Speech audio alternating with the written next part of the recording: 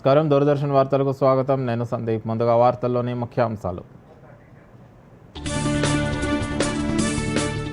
గోరక్షక్ దళ్ సభ్యుడిపై కాల్పుల ఘటనతో బీజేపీ నేతల ఆందోళన.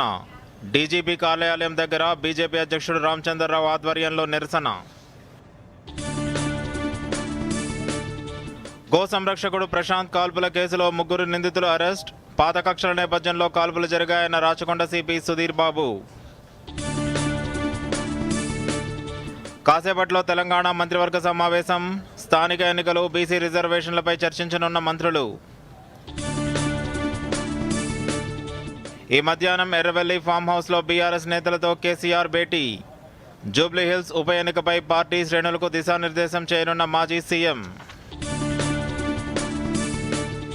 బీహార్లో మహాగఠబంధన్ ముఖ్యమంత్రి అభ్యర్థిగా తేజస్వి యాదవ్, ఉప ముఖ్యమంత్రి అభ్యర్థిగా ముఖేష్ సహానీ ప్రకటించిన కాంగ్రెస్ నేత అశోక్ గెహ్లాట్. తిరువనంతపురంలో మాజీ రాష్ట్రపతి కేఆర్ నారాయణన్ విగ్రహాన్ని ఆవిష్కరించిన ద్రౌపది ముర్ము. కేఆర్ నారాయణన్ న్యాయ సమ్మిళిత సూత్రాలకు ఆదర్శంగా నిలిచాడని రాష్ట్రపతి ప్రశంస. ఆసీస్తో జరుగుతున్న 2వ వన్డేలో హాఫ్ సెంచరీలు బాదిన రోహిత్, శ్రేయస్, డకౌట్ అయిన విరాట్ కోహ్లీ, మరోసారి రాణించిన ఆసీస్ బౌలర్లు. ఇక వార్తల్లోని వివరాలు. హైదరాబాద్లోని డీజీపీ ఆఫీస్ వద్ద బీజేపీ నిరసనతో తీవ్ర ఉద్రిక్తత నెలకొంది. గోరక్షక్ దళ్ సభ్యుడిపై కాల్పుల ఘటనతో బీజేపీ నేతలు ఆందోళనకు దిగారు. నిన్న జరిగిన ప్రశాంత్ అలియాస్ సోనూ సింగ్పై కాల్పులను నిరసిస్తూ ధర్నాకు దిగారు. పోలీసులు వారిని అడ్డుకోవడంతో అక్కడ టెన్షన్ వాతావరణం నెలకొంది. పలువురిని అరెస్ట్ చేసి పోలీస్ స్టేషన్లకు తరలించారు. అటు కార్యాలయం వద్ద పోలీసులు భారీ బందోబస్తు ఏర్పాటు చేశారు. రవీంద్ర భారతి అసెంబ్లీ ఏరియాల్లో భారీగా పోలీసులు మోహరించారు.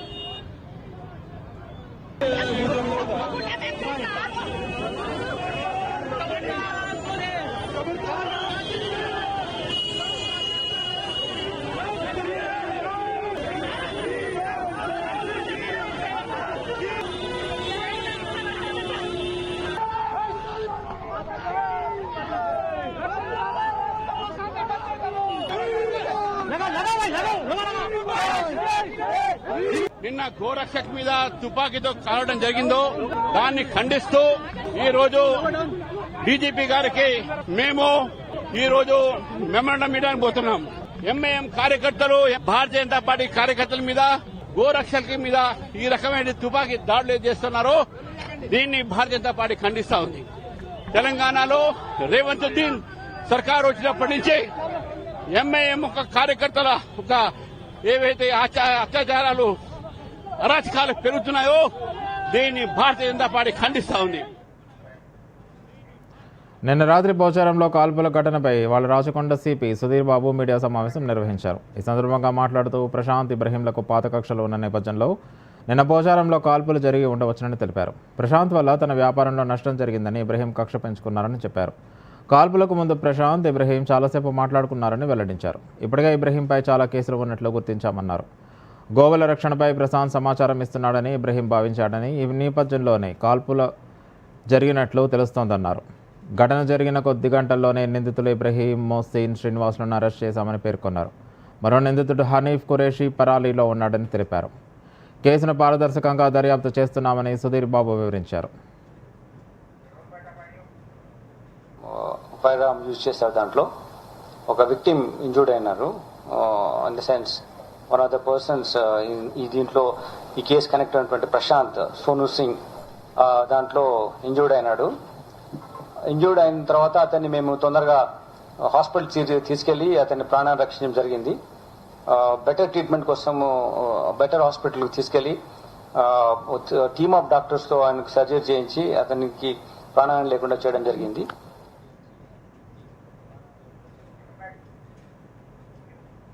హైదరాబాద్ శివారు పోచారం ఐటీ కారిడార్ పరిధిలో గో సంరక్షకుడు సోనూ సింగ్ను లక్ష్యంగా చేసుకుని ఇబ్రహీం కాల్పులు జరిపాడు. కీసర మండలం రాంపల్లికి చెందిన సోనూ సింగ్ అలియాస్ ప్రశాంత్ పశువుల అక్రమ రవాణాపై హిందూ సంఘాలకు సమాచారం చేరవేస్తూ ఉంటాడు. దీంతో అతనిపై కోపం పెంచుకున్న ఇబ్రహీం, మోసీన్, శ్రీనివాస్ సోనూ సింగ్తో వాగ్వివాదానికి దిగారు. ఈ క్రమంలో వివాదం పెద్దది కావడంతో ఇబ్రహీం సోనూ సింగ్పై కాల్పులు జరిపాడు. ఈ కాల్పుల్లో సోనూ సింగ్ పక్కటెంకుల్లోకి బుల్లెట్ దూసుకెళ్లింది. బాధితుడిని స్థానికులు సికింద్రాబాద్ యశోద ఆసుపత్రిలో చేర్చారు. ఈ విషయం తెలిసిన కేంద్ర మంత్రి కిషన్ రెడ్డి, బీజేపీ రాష్ట్ర అధ్యక్షుడు రామచంద్రరావు, ఎంపీ ఈటెల రాజేందర్, చికోటి ప్రవీణ్ పరామర్శించారు.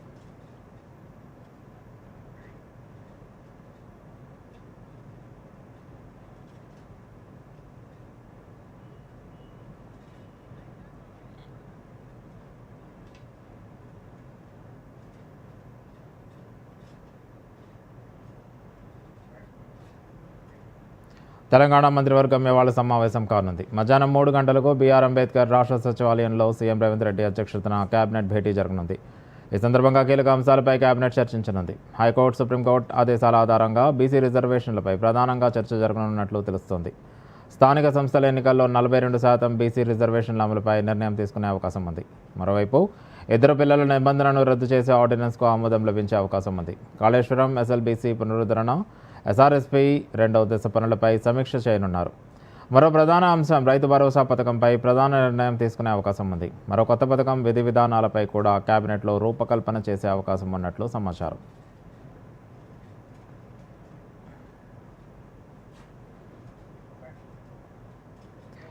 రాష్ట్రంలో మంత్రుల మధ్య విభేదాలతో ఐఏఎస్ ఆఫీసర్లు నలిగిపోతున్నారని బీఆర్ఎస్ వర్కింగ్ ప్రెసిడెంట్ కేటీఆర్ అన్నారు.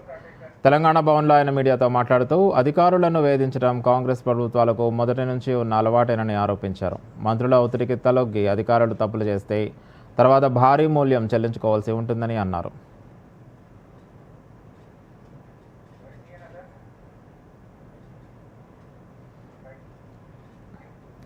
జూబ్లీహిల్స్ ఉప ఎన్నికల్లో పోటీ చేస్తున్న కాంగ్రెస్, భారత రాష్ట్ర సమితి అభ్యర్థులు నవీన్ యాదవ్, మాగంటి సునీతల నామినేషన్లను రిటర్నింగ్ అధికారి సాయిరాం ఆమోదించారు. వీరితో పాటు బీజేపీ అభ్యర్థులు లంకల దీపక్ రెడ్డి నామినేషన్ కూడా ఆమోదం పొందింది. షేక్పేట తహసీల్దార్ కార్యాలయంలోని రిటర్నింగ్ అధికారి కార్యాలయంలో నిన్న నామినేషన్ల పరిశీలన జరిగింది. 211 మంది అభ్యర్థులు 321 సెట్ల నామినేషన్లను సమర్పించగా బుధవారం రాత్రి 11 గంటల వరకు 144 మంది అభ్యర్థుల నామినేషన్లను పరిశీలించారు. వీటిలో 64 మందివి ఆమోదించారు, 80 మందివి తిరస్కరించారు. అంతకుముందు కొందరు అభ్యర్థులు తమ అఫిడవిట్లలో ఉద్దేశపూర్వకంగా కొన్ని అంశాలను నమోదు చేయలేదంటూ స్వతంత్రులు, ఇతర పార్టీల అభ్యర్థులు అభ్యంతరాలు తెలుపుతూ ఆర్ఓకు ఫిర్యాదు చేశారు. దీంతో ఆయా అభ్యర్థులను ఆయన వివరణ కోరారు. సంతృప్తికరమైన సమాధానాలు చెప్పిన వారి నామినేషన్లను ఆమోదించారు. నామినేషన్ల ఉపసంహరణకు ఎల్లుండి తుది గడువు. నవంబర్ 11న పోలింగ్ జరగనుండగా ఓట్ల లెక్కింపు నవంబర్ 14న చేపట్టనున్నారు.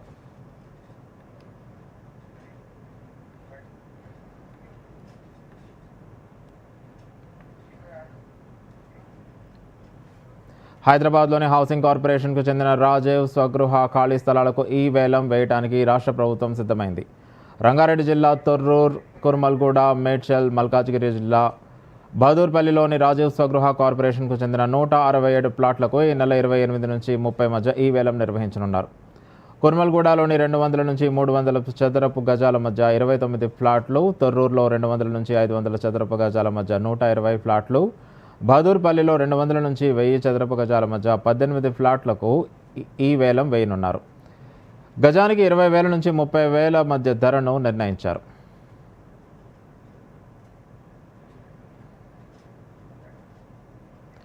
రాష్ట్రంలో కొత్త మద్యం దుకాణాల లైసెన్సుల కోసం కొనసాగుతున్న దరఖాస్తుల స్వీకరణ ప్రక్రియకు ఈ రోజుతో తెరపడనుంది. రాష్ట్ర వ్యాప్తంగా ఉన్న మొత్తం 2,620 మద్యం దుకాణాల కోసం దరఖాస్తు చేసుకునేందుకు సాయంత్రం 5 గంటల వరకు అవకాశం కల్పించారు.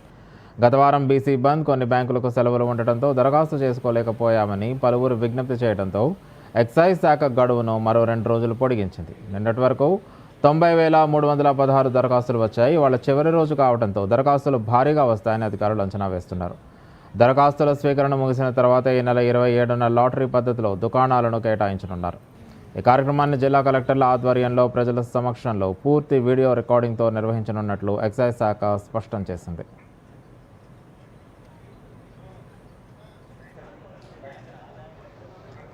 ఢిల్లీ, ప్రయాగ్రాజ్, వారణాసి వెళ్లే ప్రయాణికుల కోసం ప్రత్యేక రైళ్లను నడిపించనున్నట్లు దక్షిణ మధ్య రైల్వే ప్రకటించింది. సికింద్రాబాద్ నుంచి నిజాముద్దీన్, చల్లపల్లి నుంచి దానాపూర్కు ప్రత్యేక రైళ్లు ప్రయాణిస్తాయని పేర్కొంది. ఈ నెల 28, నవంబర్ 2 తేదీల్లో ఈ ప్రత్యేక రైళ్ల రాకపోకలకు సాగిస్తాయని, ప్రస్తుతం ఉన్న ప్రయాణికుల రద్దీని దృష్టిలో పెట్టుకుని రైళ్లను నడిపిస్తున్నట్లు చెప్పింది. సికింద్రాబాద్, హజరత్ నిజాముద్దీన్ రైలు అక్టోబర్ 28, నవంబర్ 2 తేదీల్లో రాకపోకలు సాగిస్తుందని, తిరిగి నిజాముద్దీన్ నుంచి సికింద్రాబాద్ రైలు అక్టోబర్ 30 నుంచి నవంబర్ 4 తేదీల్లో రైలు నడుస్తుందని పేర్కొంది. చల్లపల్లి, దానాపూర్ రైలు ఈ నెల 23, 28 తేదీల్లో నడుస్తుందని, ఆయా రోజుల్లో ఉదయం 9:30 బయలుదేరి మరుసటి రోజు 9:45 గమ్యస్థానం చేరుతుందని వెల్లడించింది.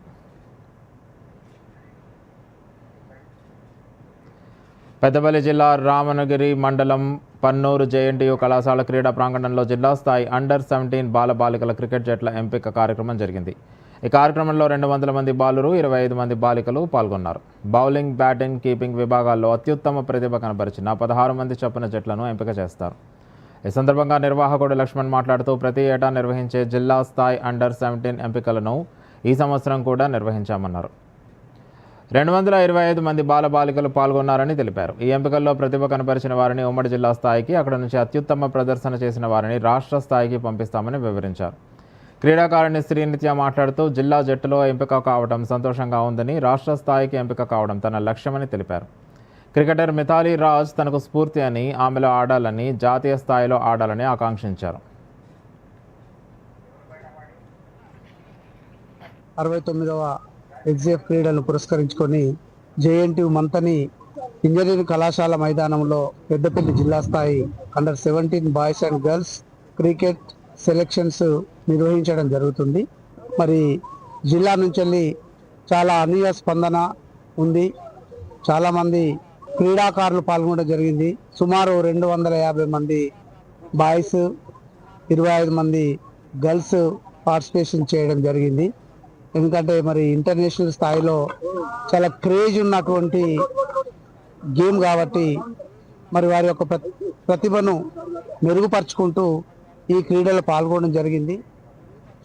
ఇక్కడ ఎస్జిఎఫ్ గేమ్స్ లో అండర్-17 క్రికెట్ పాల్గొన్నాను. నేను డిస్ట్రిక్ట్ లెవెల్లో సెలెక్ట్ అయ్యాను. స్టేట్ లెవెల్లో సెలెక్ట్ కావాలని నా లక్ష్యం. నాకు నచ్చిన ప్లేయర్ మిథాలీ రాజ్. నేను ఆమెలాగానే ఆడాలని అనుకుంటున్నాను. నేను కూడా నేషనల్స్ లో ఆడాలని అనుకుంటున్నాను. ఆదిలాబాద్ జిల్లాలో సోయా పంటలు కోతకు వచ్చినా ప్రభుత్వ కొనుగోలు కేంద్రాలు ఏర్పాటు కాకుండా రైతులు ఆందోళన చెందుతున్నారు. 6 నెలలు కష్టపడి పండించిన పంట చేతికి వచ్చిన నెల రోజులు గడిచినా కొనుగోలు జరపకపోవడంతో బోధ్ ఆర్టీసీ బస్ స్టేషన్ ముందు ప్రధాన రహదారిపై రాస్తారోకో చేపట్టి ధర్నా నిర్వహించారు. ఇటీవల కురుస్తున్న వర్షాలు పంటలను మరింత నష్టపోయేలా చేస్తున్నాయని, రైతులకు ఇబ్బందులు తప్పకుండా ప్రభుత్వం వెంటనే కొనుగోలు కేంద్రాలు ప్రారంభించాలని డిమాండ్ చేశారు. అనంతరం బోధ్ తహసీల్దార్ మల్లేష్కు వినతి పత్రం అందజేశారు. సోయా రైతు తిరుపతి మాట్లాడుతూ భారీ వర్షాలతో దిగుబడి తగ్గిందని, ఉన్న పంట అమ్మేందుకు కష్టాలు పడుతున్నామని, ప్రభుత్వం తక్షణమే కొనుగోలు చేపట్టాలని అన్నారు. వరి పంటకు 500 రూపాయల బోనస్ ఇస్తున్నట్లే సోయా, పత్తి, మొక్కజొన్న, కందులకు కూడా ప్రకటించాలని కోరారు.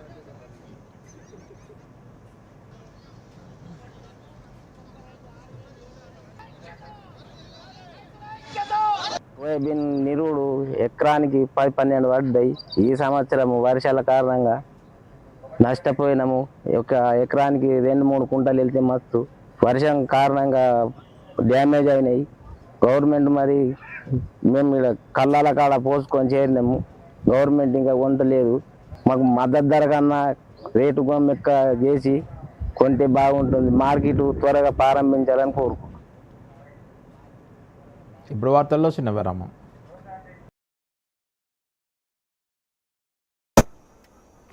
నాన్న, ఫీజు ఎక్కువ. అమలు, గుర్తుందా? బోనస్ డబ్బు కొంత మనం వేరే ఖాతాలో ఉంచాం. 2 ఏళ్ల నుంచి ఖాతాలో ఏ లావాదేవీ జరగలేదు. అది ఇనాపరేటివ్ అయిపోయి ఉండొచ్చు. అయితే ఇప్పుడు బ్యాంక్ వెళ్ళి లేదా వీడియో కేవైసీతో కేవైసీ అప్డేట్ చేయించండి. ఖాతా అవుతుంది యాక్టివ్, పూర్తిగా ఫ్రీ. పదా ఎక్కడికి?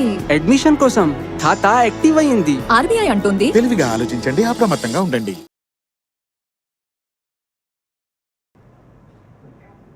వార్తలకు తిరిగి స్వాగతం. రోహిణి ప్రాంతంలో గ్యాంగ్స్టర్లు సంచరిస్తున్నారనే సమాచారం మేరకు రంగంలోకి దిగిన ఢిల్లీ క్రైమ్ బ్రాంచ్ పోలీసులు బీహార్ పోలీసులతో కలిసి జాయింట్ ఆపరేషన్ చేపట్టారు. ఈ సందర్భంగా జరిగిన ఎన్కౌంటర్లో బీహార్కు చెందిన 4 బడా గ్యాంగ్స్టర్లు హతమయ్యారు. మృతుల్లో gang leader రంజక్ Pathak, భీమ్లేష్ మహాతో alias భీమ్లేష్ Sawhney, Manish Pathak, Aman ఠాకూర్లు ఉన్నారు.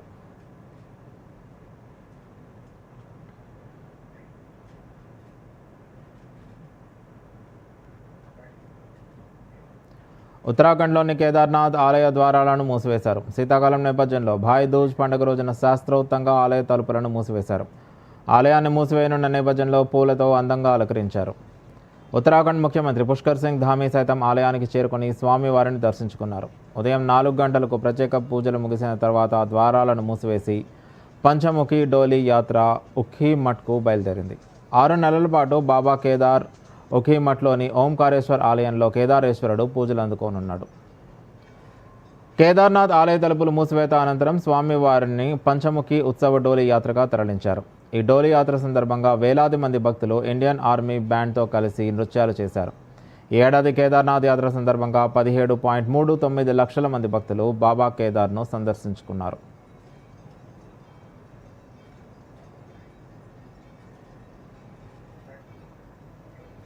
కేరళ పర్యటనలో ఉన్న రాష్ట్రపతి ద్రౌపది ముర్ము తిరువనంతపురంలోని రాజ్ భవన్లో మాజీ రాష్ట్రపతి కేఆర్ నారాయణన్ విగ్రహాన్ని ఆవిష్కరించారు. ఈ సందర్భంగా ద్రౌపది ముర్ము మాట్లాడుతూ కేఆర్ నారాయణన్ జీవితం ధైర్యం, పట్టుదల, ఆత్మవిశ్వాసానికి ప్రతీక అని అభివర్ణించారు. నారాయణన్ విద్యా నైపుణ్యం, అంకితభావం, పరివర్తన శక్తిని ప్రతిబింబిస్తాయని ద్రౌపది ముర్ము అన్నారు. రాజకీయాల్లోకి రాకముందు నారాయణన్ విదేశాంగ శాఖలో సేవలు అందించారని రాష్ట్రపతి గుర్తు చేశారు. కేఆర్ నారాయణన్ తన జీవితంలో న్యాయ, సమ్మిళిత సూత్రాలకు కట్టుబడి ఉన్నారని కొనియాడారు. అత్యున్నత పదవిని అధిరోహించిన నారాయణన్ తన మూలాలను ఎప్పుడూ మరవలేదన్నారు. విద్య అనేది కొందరికి మాత్రమే దక్కే హక్కు కాదని, అందరికీ దక్కే హక్కు అని నారాయణన్ ఎల్లప్పుడూ నమ్ముతారని రాష్ట్రపతి ద్రౌపది ముర్ము అన్నారు.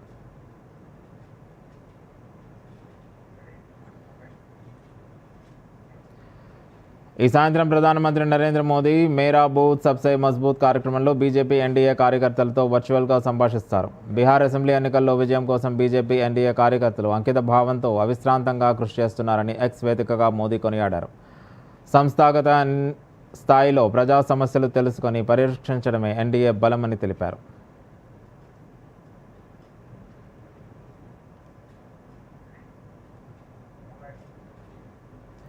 బీహార్ అసెంబ్లీ ఎన్నికల్లో మహాగఠబంధన్ కూటమి ముఖ్యమంత్రి అభ్యర్థిపై ఏకాభిప్రాయం కుదిరింది. తేజస్వి యాదవ్ వైపే భాగస్వామ్య పార్టీలు మొగ్గు చూపాయి. ఆయన నాయకత్వంలో ముందుకు వెళ్లేందుకు అంగీకరించాయి. ఈ మేరకు సీఎం అభ్యర్థిగా తేజస్వి యాదవ్ పేరును కాంగ్రెస్ సీనియర్ నేత అశోక్ గెహ్లాట్ ప్రకటించారు. వికాస్శీల్ ఇన్సాన్ పార్టీ వ్యవస్థాపకుడు ముఖేష్ సహాని డిప్యూటీ సీఎం అభ్యర్థిగా వెల్లడించారు.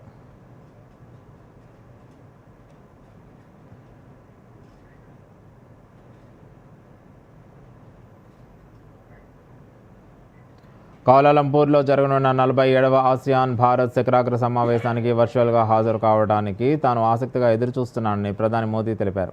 ఈ సమావేశానికి అధ్యక్షత వహించనున్న మలేషియా ప్రధాని అన్వర్ ఇబ్రహీంను మోదీ అభినందించారు. మలేషియా ప్రధాని అన్వర్ ఇబ్రహీంకు ఫోన్ చేసిన నరేంద్ర మోదీ భారతదేశంలో దీపావళి వేడుకల మధ్య శిఖరాగ్ర సమావేశానికి వర్చువల్గా హాజరవుతానని ధృవీకరించారు. ఈ మేరకు ప్రధాని ఎక్స్లో వివరించారు. ప్రియమైన స్నేహితుడు మలేషియా ప్రధానమంత్రి అన్వర్ ఇబ్రహీంతో హృదయపూర్వక సంభాషణ జరిగిందని ప్రధాని నరేంద్ర మోదీ అన్నారు.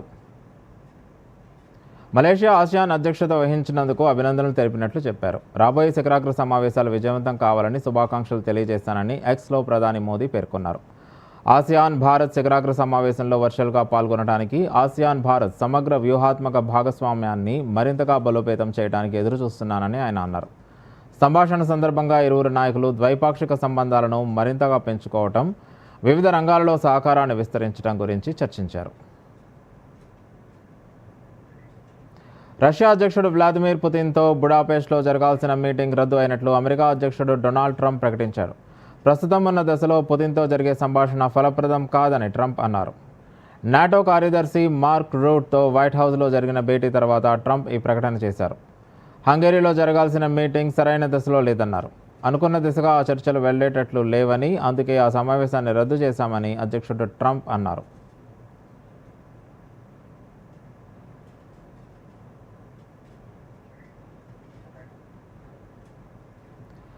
రష్యాపై కొత్త ఆంక్షలు విధించింది అమెరికా. రష్యాకు చెందిన రోస్సెఫ్, లుకోయల్ కంపెనీలపై ఆంక్షలు పెట్టింది. ఉక్రెయిన్తో శాంతి ఒప్పందం కుదుర్చుకునే విషయంలో రష్యాపై అమెరికా ఒత్తిడి తెచ్చే ప్రయత్నం చేస్తుంది. పుతిన్తో మాట్లాడిన ప్రతిసారి ఆయన బాగానే మాట్లాడుతున్నారని, సంభాషణలు సంపూర్ణంగా జరిగినా వాటి ఫలితం రావటం లేదని ట్రంప్ అన్నారు.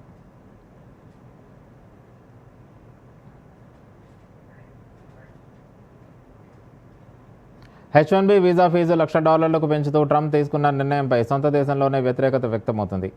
ఈ ఫీజు నిర్ణయం వెంటనే వెనక్కి తీసుకోవాలంటూ అమెరికా చట్టసభ సభ్యులు ట్రంప్ వాణిజ్య మంత్రి లుట్నిక్లు లేఖ రాశారు. డెమోక్రాట్లు, రిపబ్లికన్ పార్టీలకు చెందిన 7 చట్టసభ సభ్యులు ఈ లేఖ రాశారు. H-1B వీసా ఫీజును పెంచడం వల్ల ఆ వీసా దుర్వినియోగం ఏమాత్రం ఆగదని ఆందోళన వ్యక్తం చేశారు. దీనికి బదులుగా అమెరికాలోని స్టార్టప్ కంపెనీలపై తీవ్ర ప్రభావం పడుతుందని, ఆవిష్కరణలు తగ్గిపోతాయని పేర్కొన్నారు. దీని కారణంగా భారత్తో సహా అనేక దేశాల నుంచి వచ్చిన నైపుణ్యం కలిగిన వ్యక్తులను కోల్పోవాల్సి ఉంటుందన్నారు. H-1B వీసా దుర్వినియోగం కాకుండా మార్పులు అవసరమని తాము కూడా భావిస్తున్నట్లు చెప్పారు. అయితే ఫీజు పెంచడం అనేది సరైన చర్య కాదన్నారు.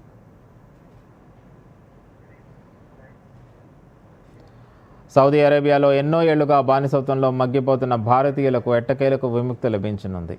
సౌదీ అరేబియాలో ఉన్న కఫాలా వ్యవస్థ రద్దు చేస్తున్నట్లు ప్రకటించింది. దీంతో దాదాపు 1.3 కోట్ల వలసదారులకు భారీ ఊరట లభించింది. సౌదీలో కఫాలా స్పాన్సర్షిప్ వ్యవస్థను 1950లో ప్రారంభించారు. గల్ఫ్ ఆర్థిక వ్యవస్థల నిర్మాణానికి అవసరమైన విదేశీ కార్మికుల ప్రవాహాన్ని నిర్వహణ కోసం దీనిని రూపొందించారు. సౌదీకి ఎవరు ఉపాధి కోసం వెళ్లిన వారు ఈ కఫాలా వ్యవస్థతో ముడిపడి ఉంటారు. వలసదారుని నివాసం, ఉద్యోగం, చట్టపరమైన హోదా అంతా ఈ కఫాలా వ్యవస్థదారుల చేతిలోనే ఉంటుంది.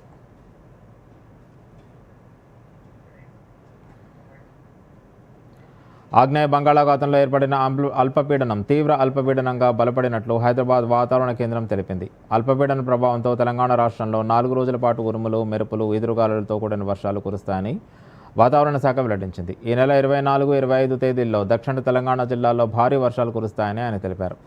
బంగాళాఖాతంలో ఏర్పడిన అల్పపీడన ప్రభావంతో దక్షిణ తెలంగాణ జిల్లాలోని నాగర్ కర్నూల్, వనపర్తి, జోగులాంబ గద్వాల్, నారాయణపేట జిల్లాలో వర్షాలు కురుస్తాయని ప్రకటించింది. ఈ జిల్లాలకు ఎల్లో అలర్ట్ జారీ చేసింది.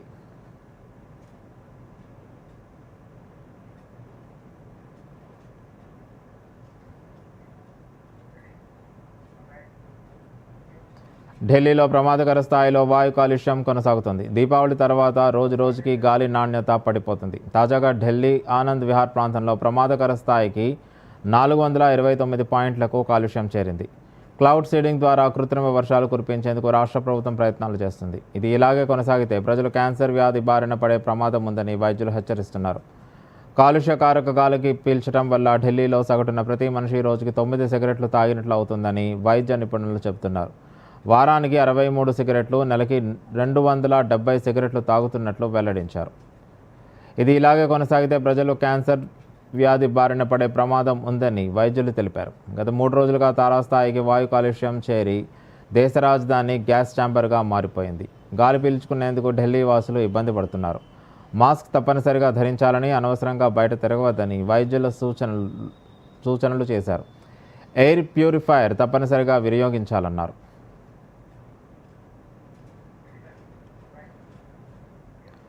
ఆసీస్తో జరుగుతున్న రెండో వన్డేలో భారత జట్టు ఆతిథ్య జట్టుకు 265 పరుగుల టార్గెట్ను విధించింది. ఈ మ్యాచ్లో టాస్ ఓడిపోయి తొలుత బ్యాటింగ్ చేసిన టీమిండియా 50 ఓవర్లలో 9 వికెట్ల నష్టానికి 264 పరుగులు చేసింది. Opener Rohit Sharma super half సెంచరీతో రాణించగా అతడికి శ్రేయస్ అయ్యర్ హాఫ్ సెంచరీతో సహకరించాడు. అక్షర్ పటేల్ 44 పరుగులతో పర్వాలేదనిపించాడు. అయితే స్టార్ బ్యాటర్ విరాట్ కోహ్లీ మరోసారి డకౌట్ అయ్యాడు. కెప్టెన్ గిల్ 9 పరుగులు చేసి పెవిలియన్ చేరాడు. కేఎల్ రాహుల్, వాషింగ్టన్ సుందర్, నితీష్ కుమార్ రెడ్డి ఘోరంగా విఫలమయ్యారు. చివర్లో హర్షిత్ రాణా, అక్షర్దీప్ సింగ్ ధాటిగా ఆడి జట్టు స్కోరును 260 దాటించాడు. ఆస్ట్రేలియా బౌలర్లలో యాడమ్ జంపా 4 వికెట్లు పడగొట్టగా జేవియర్ బ్యాటిలేట్ 3 వికెట్లు పడగొట్టాడు. మిషెల్ స్టార్క్ 2 వికెట్లు దక్కించుకున్నాడు.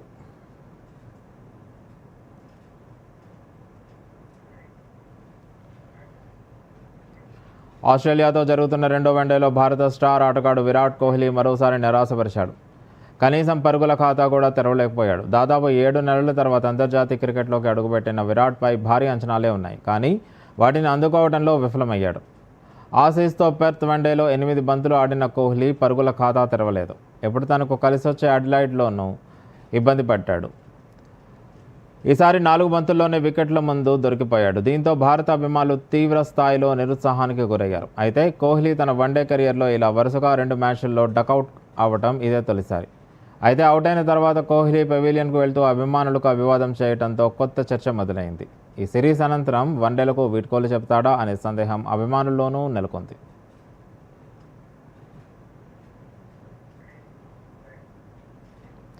ఆస్ట్రేలియాకు 265 రన్స్ టార్గెట్ విసిరింది భారత్. అడిలైడ్లో జరుగుతున్న రెండో వన్డేలో భారత్ నిర్ణీత 50 ఓవర్లలో 9 వికెట్ల నష్టానికి 264 రన్స్ చేసింది. భారత జట్టులో మాజీ కెప్టెన్ రోహిత్ శర్మ,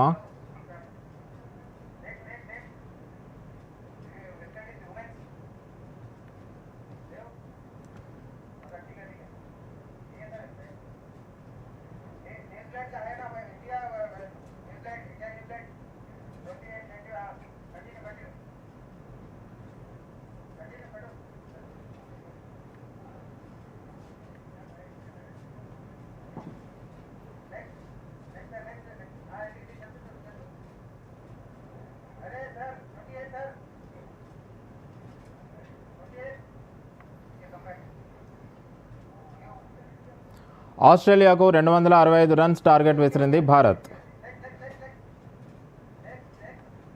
రెండో స్థానంలోకి వచ్చాడు.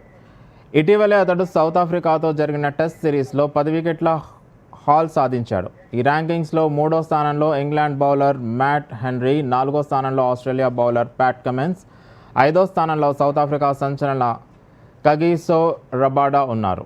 ఆ తర్వాత స్థానంలో Josh Hazlewood, Scott Boland, Nathan Lyon, Mitchell Scott, Gus అట్కిన్సన్లు ఉన్నారు.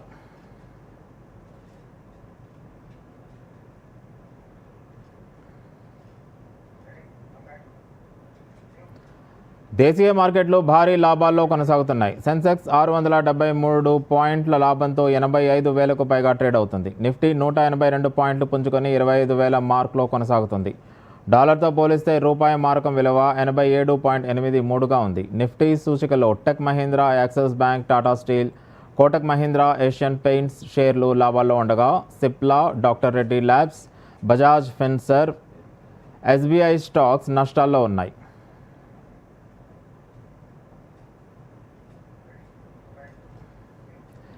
బంగారం ధరలు దిగొస్తున్నాయి. 24 క్యారెట్ల 10 గ్రాముల పసిడి ధరపై 810 రూపాయలు తగ్గగా 1,25,080 రూపాయలకు అమ్ముడవుతోంది. ఇక 22 క్యారెట్ల 10 గ్రాముల ధరపై 750 రూపాయలు తగ్గగా 1,14,650 దగ్గర ట్రేడ్ అవుతుంది. అలాగే 18 క్యారెట్ల 10 గ్రాముల ధరపై 610 రూపాయలు తగ్గగా 93,810 దగ్గర అమ్ముడవుతుంది. వెండి ధరలు కూడా ఉపశమనం కలిగిస్తున్నాయి. కిలో వెండి ధరపై 1,000 రూపాయలు తగ్గి 1,59,000 దగ్గర అమ్ముడవుతోంది. భారత ఆటోమొబైల్ ఎగుమతులు ఈ ఆర్థిక సంవత్సరం మొదటి అర్ధభాగంలో రికార్డు స్థాయిలో నమోదయ్యాయి. దేశీయ మార్కెట్ సవాళ్లను ఎదుర్కొన్నప్పటికీ మేడ్ ఇన్ ఇండియా బ్రాండ్ ప్రపంచవ్యాప్తంగా పోటీతత్వానికి చిహ్నంగా నిలిచింది. ఏప్రిల్ నుంచి సెప్టెంబర్ వరకు 31,43,000 వాహనాలు ఎగుమతి అయ్యాయి. గత ఏడాదితో పోలిస్తే 24.3% వృద్ధి నమోదైందని Society of Indian Automobile Manufacturers data తెలిపింది. ఈ మేరకు ప్రధాని నరేంద్ర మోదీ ఎక్స్ వేదికగా తెలిపారు. మొదటి త్రైమాసికంలో 14,57,000 వాహనాలతో 22.2% వృద్ధి, రెండో త్రైమాసికంలో 16,85,000 వాహనాలతో 26.2% వృద్ధి సాధించింది. ఆఫ్రికా, లాటిన్ అమెరికా, ఆసియన్ మార్కెట్లలో భారత తయారీదారులు బలమైన స్థానాన్ని కొనసాగించారు. 2-3 చక్రాల వాహనాలు ఎగుమతుల్లో కీలక పాత్ర పోషించాయి. రాబోయే కాలంలో ఇదే జోరు కొనసాగితే 2025 ఆర్థిక సంవత్సరం రికార్డు స్థాయి ఎగుమతుల సంవత్సరంగా నిలిచే అవకాశం ఉంది.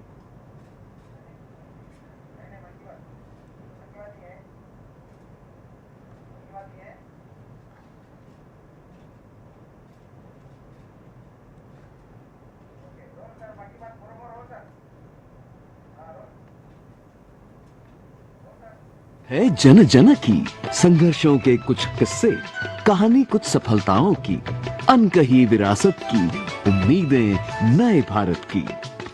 महीने के आखिरी रविवार का रहता है इंतजार।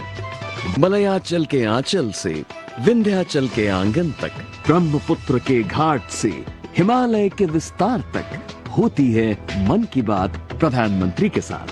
तो सुनिए इस महीने 26 अक्टूबर सुबह 11 बजे मन की बात आकाशवाणी और दूरदर्शन के सभी चैनलों पर और प्रसार भारती के OTT प्लेटफॉर्म वेव्स पर सजीव प्रसारण लाइव स्ट्रीमिंग के माध्यम से। इसके अतिरिक्त आकाशवाणी और दूरदर्शन के YouTube चैनल और प्रसार भारती के ऐप न्यूज ऑन एयर पर सजीव प्रसारण लाइव स्ट्रीमिंग के माध्यम से। तो याद रखें, रविवार 26 अक्टूबर सुबह 11 बजे मन की बात। ఇక వార్తలు ముగించే ముందు ముఖ్యాంశాలు మరోసారి. గోరక్షక్ దళ్ సభ్యుడిపై కాల్పుల ఘటనతో బీజేపీ నేతల ఆందోళన. డీజీపీ కార్యాలయం దగ్గర బీజేపీ అధ్యక్షుడు రామచంద్రరావు ఆధ్వర్యంలో నిరసన. గో సంరక్షకుడు ప్రశాంత్ కాల్పుల కేసులో 3 నిందితులు అరెస్ట్.